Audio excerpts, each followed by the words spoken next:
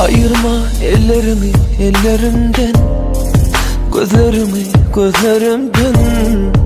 Seni seveyim yüreğimden. Yalvaryan soğutmay beni özümden. Kudurmuş havalan hevesimden. Taşlaşmayda yar benden. Vah, ay yıllar geçse de geçsin sevgilim. Seni içinden seven men bir görmelim. Yalvaryan etmey de sevgimi. Halime haberin sevgi sözlerim. Hiç özgü tutmasın senin ellerin. Zar bulunu sana bu seven gözlerim. Dolanay dolanay dolanayda, bana kıyın sensiz ananayda. Geçen günlerimizi yadlayda, canım sen beni yeke koymayda. Dolanay dolanay dolanayda, bana kıyın sensiz ananayda.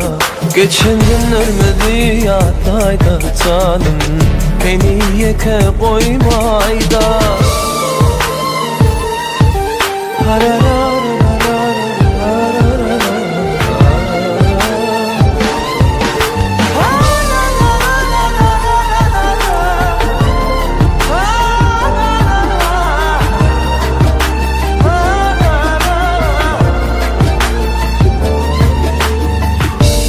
Yıkadım o tırın yalnız men, yüreğimden çık yala gamıydım.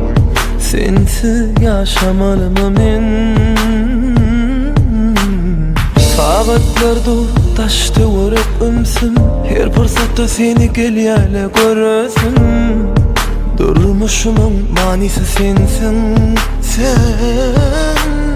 Ay yıllar geçse de geçsin sevgilim. Seni şundan seven men bir görmelim. Yalvaryan etmey de sevgimi. Hanıma haberin sevgi sözlerim. Hiç özgü tutmasın senin ellerin. Zar bulunu sana bu seven gözlerim. Dolanay dolanay dolanayda, bana kıyın sensiz ananayda. Geçen günlerimizi yadlayda, canım beni yeke koymayda.